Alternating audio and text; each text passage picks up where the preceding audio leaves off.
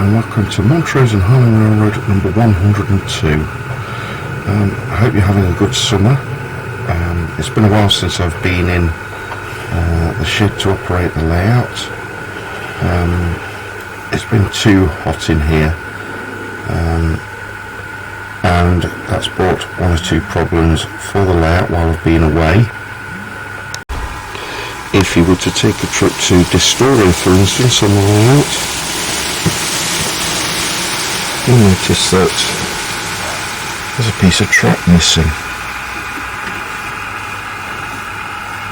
At some point during the summer, the track went crazy on this. No doubt the rails expanded, and I ended up with a very strange piece of track just here. It went along the track bed, and then just after the cornfield, next to Walt, the Ghost, it went out like this, came back in again. Actually, it's probably where this gap in the ballast was. So we're going to have to relay that, I'm afraid. And now for something completely different.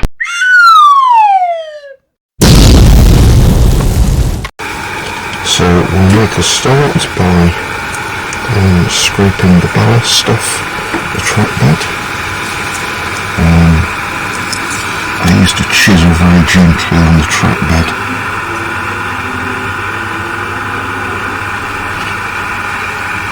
And I mean very gently as well, because in the past I've ripped up pieces of the board before, so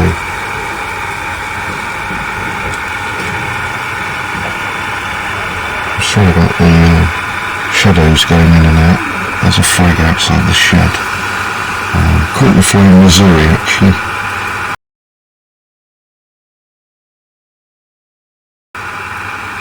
And you can see that coming in through the window. Anyway, here's what's left of the track bed, the ballast, and now we hoover it up. So the right of way is clear, or as clear as I can get it. The next step is to clean up these joins here. I use a needle file to clean those up. The original track was soldered to this, so I'll clean it as best I can so that we can make a nice neat connection with the new piece of track. Now I've added the rail joiners on the existing piece of track, it's time to put the new one down. So what we're going to do is we're going to take this yard length of track, 3 feet, and we're going to put it in place and then cut it with a 0 track cutter. I'm not going to cut it exactly to length yet because I'm still trying to get the curve right. But I'll be getting it probably to within 1 inch or 2 of the correct length. It just makes it easier to handle at this point. So that's the track cut. You can see it goes around this curve nicely.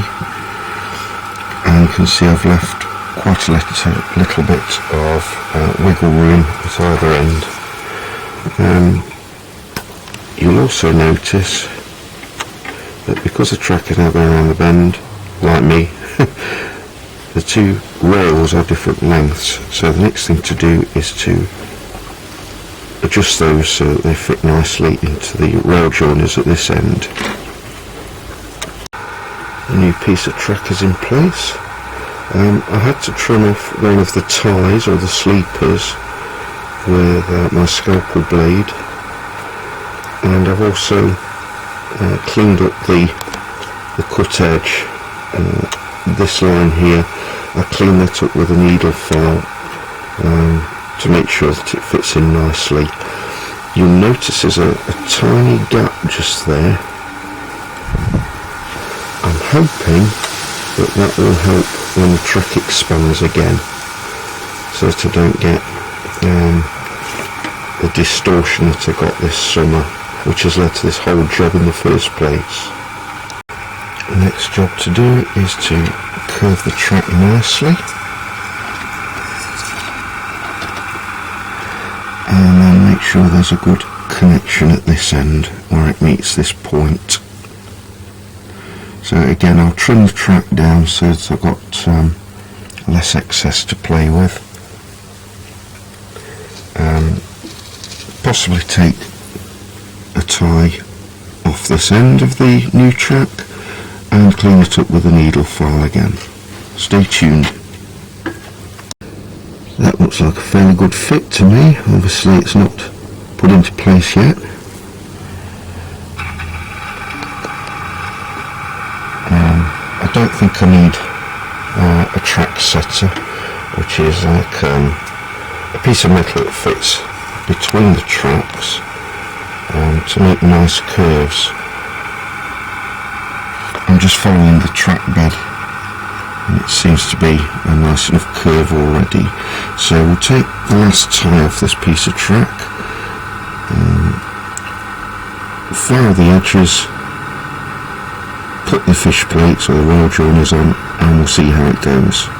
And then we'll do a test run of the locomotive. Okay, keep your fingers crossed that everything's in good order now. We've joined both ends of track. Let's run a loco around to do a test. Just while I'm getting the loco ready, you'll see here behind the pen central loco a sound equipped refrigeration unit. I've deliberately kept that on the track. If there's sound, then there's no short on the track. However, if I short the track out, then the sound goes off on this. So it's actually a good way of detecting shorts on the layout while I'm doing track work. Just an extra little tip there, if you have one of these, or a sound equipped loco. Keep the loco on the track, and if the sound goes off, you know you've got a short. We'll use Roy's Loco 8512 to test the track out. There he is on the new piece of track. Going over the join nice and smoothly.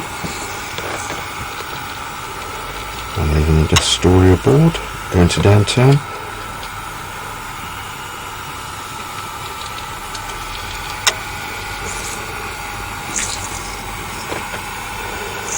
Back onto the new piece of track again, and off the other side into South Pine, nice and smooth. Now all I need to do is to spike the track down and put new ballast down. This is how I do track renewal. It's quite simple. Difficulty comes when I've got to relay a point with all the sidings coming off it, and that can easily take me hours and hours to finish. This piece was nice and simple. You perhaps do things differently to me. As long as we get nicely running trains, that's all that matters. Now it's time for the first regular service train over the new piece of track.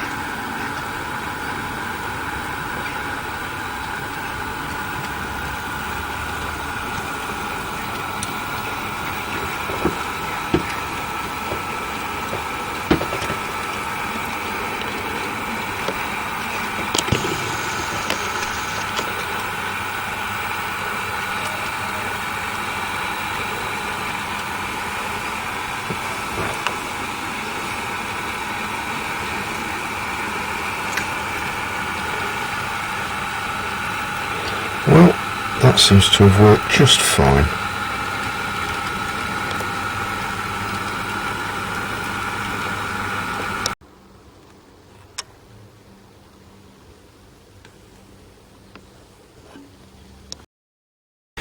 It's a couple of months ago now, but I last went down to see my friend Lachie and his Sandy Creek layout. As I say, a couple of months ago now. We decided to play around with some of his buildings, and I also took down a container crane for him which I built, We built a little locomotive stabling point scene. So let's have a look and take a look at some of the trains running on Lachie's layout.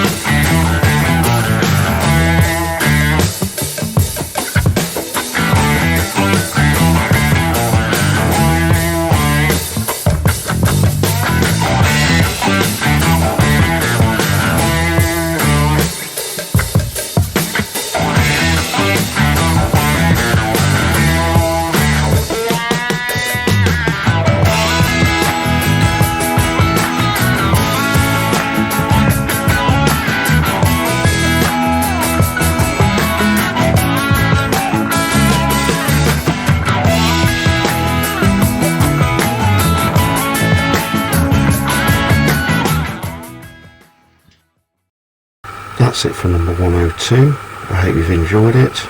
Laying track is a bit of a dry subject, but I hope you've enjoyed watching how I lay track. If I've given you any tips along the way, then this video will have been worthwhile. Stay safe, my friends. Enjoy the rest of the summer, and then we're into model railroad season again. Like or dislike this video, and please subscribe to my channel. Tell your friends, and I'll see you very soon. Bye for now.